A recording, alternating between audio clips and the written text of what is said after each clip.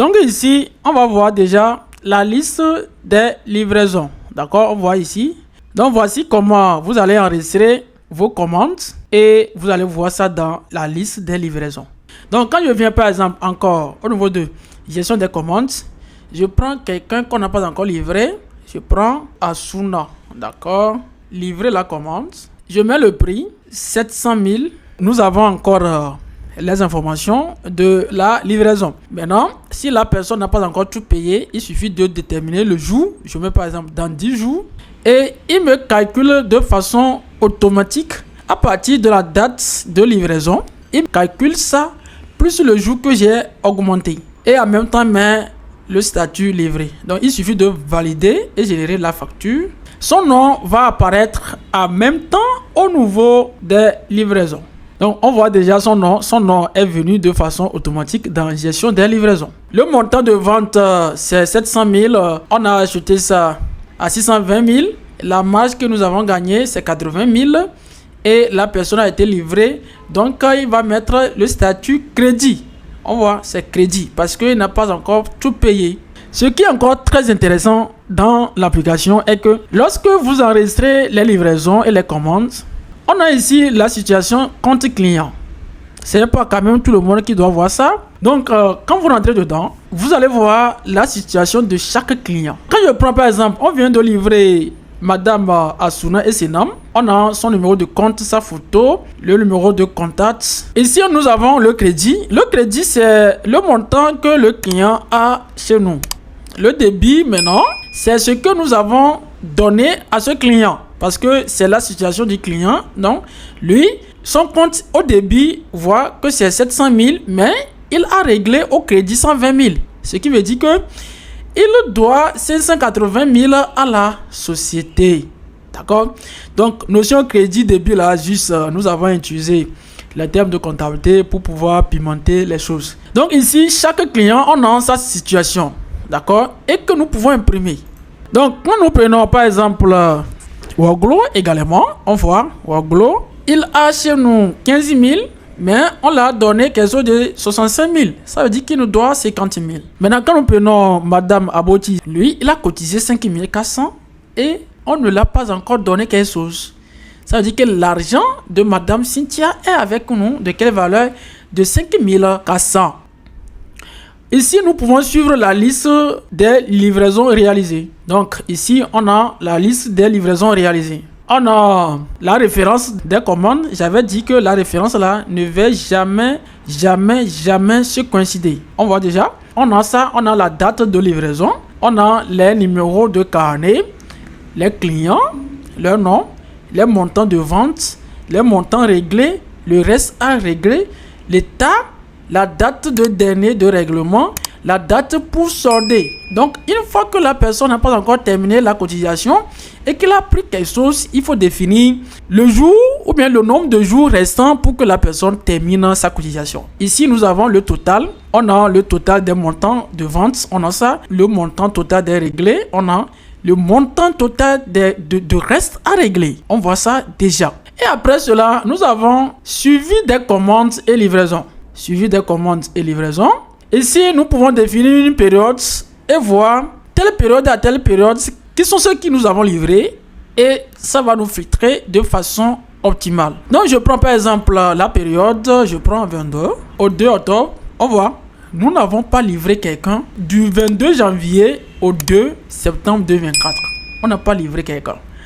Donc, si nous prenons la date d'octobre du 1er au 27 octobre, on voit la liste de ceux que nous avons livrés vont apparaître. Maintenant, quand je m'arrête au niveau de 7 octobre, on va voir, il va filtrer en même temps ce que nous avons livré le jour là. Voici les outils qui se trouvent dans l'application.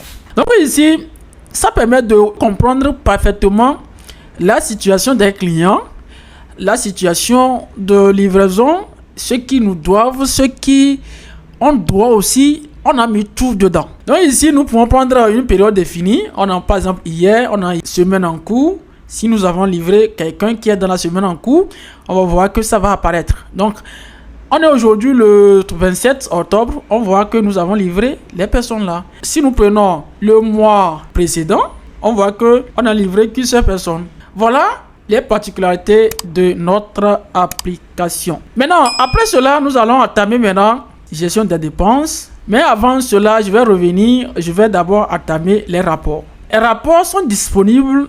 On ne va rien faire dans l'application ou bien dans le logiciel. Une fois qu'on saisit les livraisons, une fois qu'on saisit les cotisations, tout est disponible. Je vais voir la gestion des cotisations. Il suffit que je clique sur lui et je mets mettre à jour. Maintenant, quand je mets à jour, il me met en même temps les agences que nous avons. Donc, quand je déroule par exemple à Dakwame, on a Rémi qui a cotisé le montant qui est là. Quand je clique sur Rémi, je vais voir la liste qui ont cotisé. Quand je prends Agoé, on a Gourmand Esther qui a cotisé le montant. Quand je déroule, je vais voir la liste. Maintenant, si nous avons des années antérieures aussi, je vais les voir. Si je prends gestion des commandes, je clique sur mettre à jour le rapport, tout est là.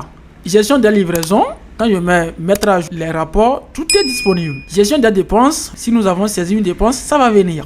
Tout est là. Et ce qui est encore très intéressant est que il suffit d'aller dans situation périodique des recettes et là-bas, vous allez voir tout. Je prends une période donnée, 1er octobre. Voilà, on voit.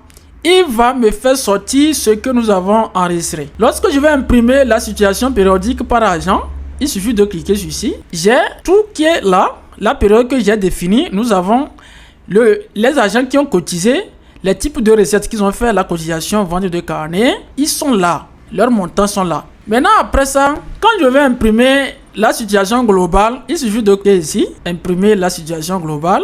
Donc, la situation globale, on a la situation des recettes, période du 1er octobre au 27 octobre 2024. Et nous avons tous ceux qui ont cotisé, le montant total, le nombre de fois qu'on a cotisé. On a le nombre de lignes qui est 22.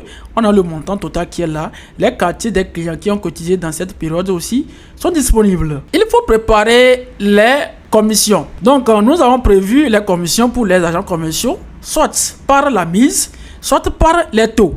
Donc, il suffit de venir au niveau de préparer les commissions des agents. Maintenant, les commissions que j'ai déjà préparées vont apparaître. J'ai déjà préparé la commission du mois d'octobre. Ça veut dire que je ne peux plus préparer le mois d'octobre. Je mets préparer les commissions.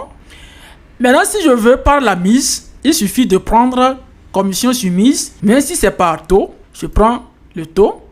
Et maintenant, je mets le taux. Par exemple, si c'est 5%. D'accord? Et je mets la date. Voilà.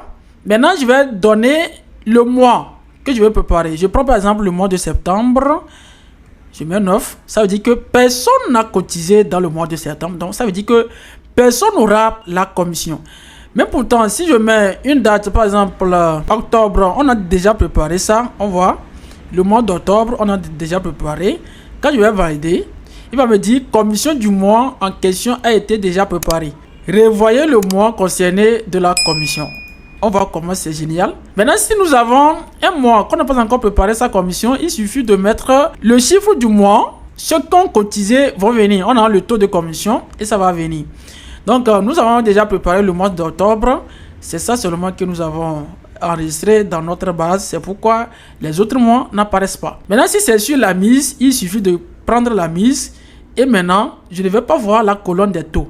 Mais quand je prends commission sur taux, je vais voir leur taux. La mise des clients là sont là. Quand je prends par exemple Gourmand Esther, les clients qui ont cotisé seront là et il va appliquer le taux sur leur mise. Maintenant, si c'est la mise totale, il va les appliquer. Une fois validé et que le mois n'est pas encore servi des commissions, je vais voir la situation des commissions de mes agents.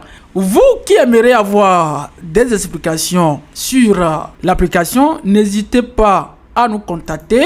Vous aussi qui avez besoin des applications pour gérer vos services, vos activités, prenez les numéros qui s'affichent sur l'écran. Les 4 numéros là fonctionnent 24 heures sur 24. Les 2 premiers numéros, c'est le numéro de mon collaborateur. Les 2 derniers numéros, c'est mon numéro moi-même. C'est nous-mêmes qui produisons les applications. Je rappelle, quel que soit le domaine d'activité, il suffit de nous informer sur tout ce que vous faites et nous allons vous donner une application qui va vous satisfaire de façon pratique. Si vous avez suivi les vidéos et vous avez certaines questions qui talonnent votre esprit, ou bien vous voulez avoir une formation sur la conception des applications, n'hésitez pas à contacter les numéros. Sur ce, nous vous disons merci et à plus.